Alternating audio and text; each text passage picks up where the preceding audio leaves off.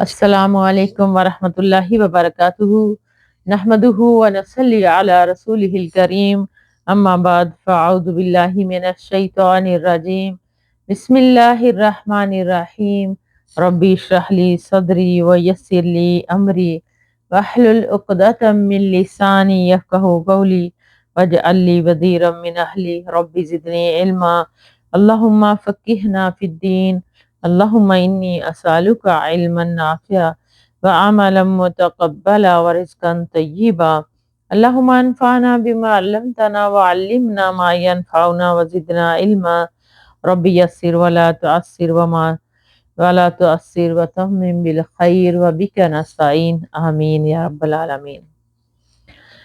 سنت اور اس کے آداب کی حفاظت کرنے کا حکم کا بیان، یعنی قال اللہ تعالی وَمَا آتَاكُمُ الرَّسُولُ فَخُذُوهُ وَمَا نَهَاكُمْ عَنْهُ فَانْتَهُوا وَقَالَ تَعَالَى وَمَا يَنْطِقُ عَنِ الْهَوَىٰ إِنْ هُوَ إِلَّا وَحْيٌ يُوحَىٰ قُلْ إِن كُنتُمْ تُحِبُّونَ اللَّهَ فَاتَّبِعُونِي يُحْبِبْكُمُ اللَّهُ وَيَغْفِرْ لَكُمْ ذُنُوبَكُمْ۔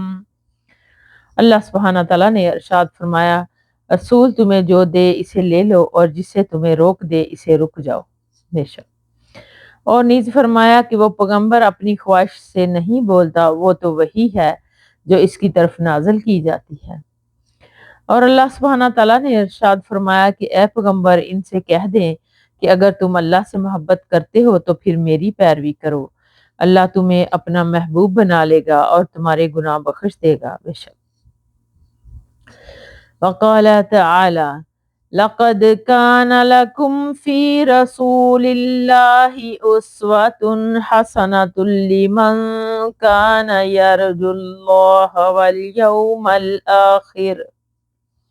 اور نیز فرمایا یقیناً تمہارے لیے رسول اللہ صلی اللہ علیہ وآلہ وسلم کی ذات میں بہترین نمونہ ہے ہر اس شخص کے لیے جو اللہ پر اور یوم آخرت پر یقین رکھتا ہے۔ اور نیز فرمایا تیرے رب کی قسم لوگ مومن نہیں ہو سکتے جب تک کہ وہ اپنے باہمی جھگڑوں میں تجھے اپنا حکم یعنی ثالث نہ مان لے، پھر تیرے فیصلے پر وہ اپنے دلوں میں کوئی تنگی بھی محسوس نہ کریں اور نہایت خوش دلی سے اسے تسلیم کر لیں۔ نیز اللہ سبحانہ تعالیٰ نے ارشاد فرمایا اگر کسی چیز کے متعلق تمہارا آپس میں جھگڑا ہو جائے کہ جائز ہے یا ناجائز تو تم اسے اللہ اور اس کے رسول کی طرف لوٹا دو اگر تم اللہ پر اور یوم آخرت پر ایمان رکھتے ہو۔ نیز علماء نے کہا کہ اس کے معنی ہے کتاب و سنت کی طرف لوٹاؤ، یعنی اس کی روشنی میں جائز اور ناجائز کا فیصلہ کرو۔ نیز اللہ سبحانہ تعالیٰ نے فرمایا جس نے رسول کی اطاعت کی یقیناً اس نے اللہ کی اطاعت کی، اور اللہ تعالیٰ نے فرمایا یقیناً تو سیدھے راستے کی طرف رہنمائی کرتا ہے۔ اللہ سبحانہ تعالیٰ نے ارشاد فرمایا رسول کے حکم کی مخالفت کرنے والوں کو اس امر سے ڈر جانا چاہیے کہ وہ کسی آزمائش سے دوچار نہ ہو جائیں یا انہیں کوئی دردناک عذاب نہ آ پہنچے، اور فرمایا اور یاد رکھو کہ اللہ کی آیتوں اور حکمت سنت کو اس جو تمہارے گھروں میں پڑی ہے تلاوت کی جاتی ہے۔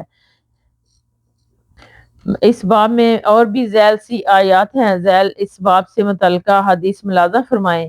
حضرت ابو ہریرہ رضی اللہ تعالیٰ عنہ سے روایت ہے کہ نبی اکرم صلی اللہ علیہ وآلہ وسلم نے فرمایا جو باتیں میں تمہیں بیان کرنے سے چھوڑ دوں بیان نہ کرو تو تم مجھے میرے حال پر چھوڑ دو، یعنی ان کی بابت کرید کر مت پوچھو، اس لیے کہ تم سے پہلے لوگوں کو اس چیز نے ہلاک کیا کہ وہ کثرت سے سوال کرتے اور اپنے پیغمبروں سے اختلاف کرتے تھے، چنانچہ جب میں تمہیں کسی چیز سے روکوں تو تم اس سے اجتناب کرو، اور جب میں تمہیں کسی چیز کا حکم دوں تو اسے اپنی طاقت کے مطابق بجا لاؤ۔ صحیح بخاری و مسلم۔ مسائل کے فوائد۔ نمبر 1، کسی واقعہ ضرورت اور وجہ کے بغیر سوال کرنا اور اللہ اور اس کے رسول کے احکام میں اختلاف و نزاع پیدا کرنا ہلاکت کا سبب ہے۔ سلامتی کا راستہ صرف یہی ہے کہ اللہ اور اس کے رسول کی باتوں پر بلا چون چراغ عمل کیا جائے۔ مذاہب کی فقہی مشگافیاں بھی اسی ذیل میں آتی ہیں جن سے جدل و اختلاف کا دروازہ کھلتا ہے اور افتراق و تشت کا راستہ ہموار ہوتا ہے۔ کاش امت محمدیہ اس تباہ کن راستے سے ہٹ کر اس صراط مستقیم پر آ جائے جو امن و سلامتی کا ضامن ہے۔ اور صراط مستقیم ایک اور صرف ایک ہے، یعنی 4 یا 5 نہیں۔ حق صرف ایک ہے، متعدد نہیں۔ تو اس لیے فَمَاذَا بَعْدَ الْحَقِّ إِلَّا الضَّلَالُ، حق کے بعد گمراہی ہی گمراہی ہے۔ نمبر 2، ارتکاب معصیت میں یہ عذر ناقابل قبول ہے کہ اس سے بچنا میری طاقت میں نہیں ہے، کیونکہ ممنوعات میں رکھنے کا حکم قطعی ہے، وہاں سے نہیں کہا گیا کہ حسب طاقت گناہ سے بچو۔ بے شک حضرت ابو نجی ارباد بن ساریہ رضی اللہ تعالیٰ عنہ سے روایت ہے کہ ایک مرتبہ رسول اللہ صلی اللہ علیہ وآلہ وسلم نے ہمیں نہایت مؤثر واعظ ارشاد فرمایا جس سے دل ڈر گئے اور آنکھیں بہہ پڑیں۔ ہم نے کہا اے اللہ کے رسول صلی اللہ علیہ وسلم، یہ تو گویا آخری الوداع کہنے والے کا واعظ ہے، چنانچہ آپ ہمیں وصیت فرما دیجیے۔ آپ نے فرمایا میں تمہیں اللہ سے ڈرنے کی اور سمع و اطاعت یعنی امیر کی بات سننے اور اس پر عمل کرنے کی وصیت کرتا ہوں۔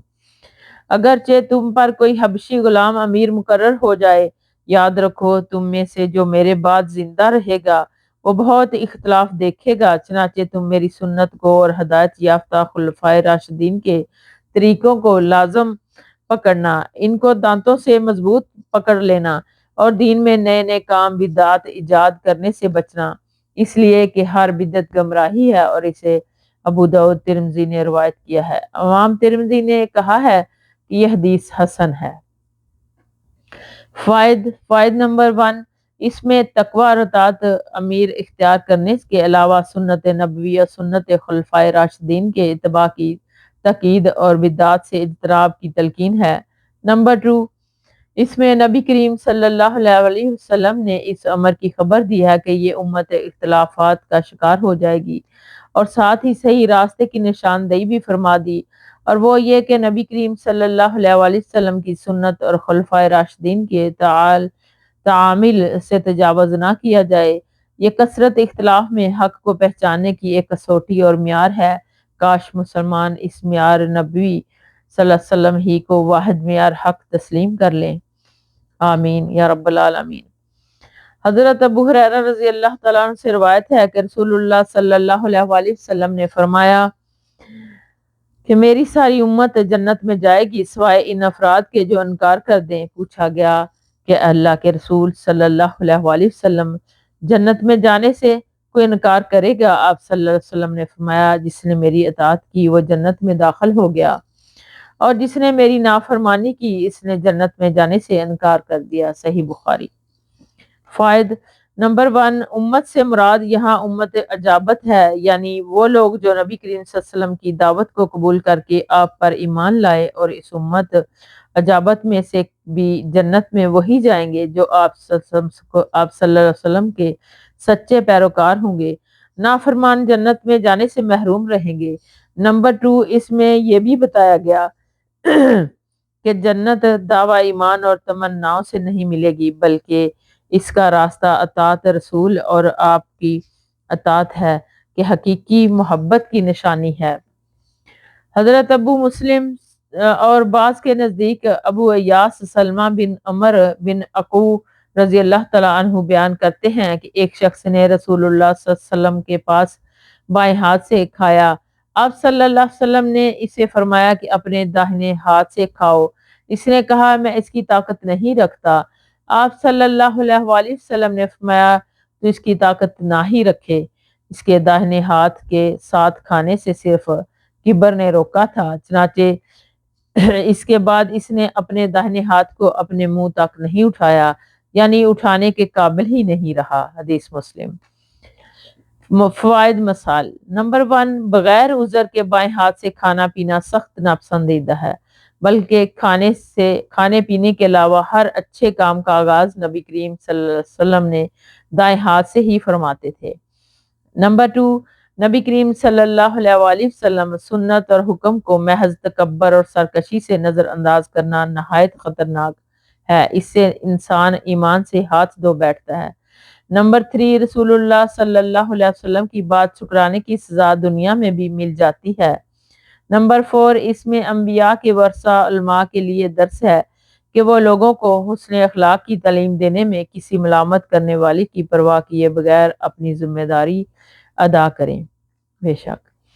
وآخر دعوانا ان الحمد للہ رب العالمین۔ سبحانک اللہم و بحمدک نشہد ان لا الہ الا انت نستغفرک و نتوب الیک۔ السلام علیکم ورحمۃ اللہ وبرکاتہ۔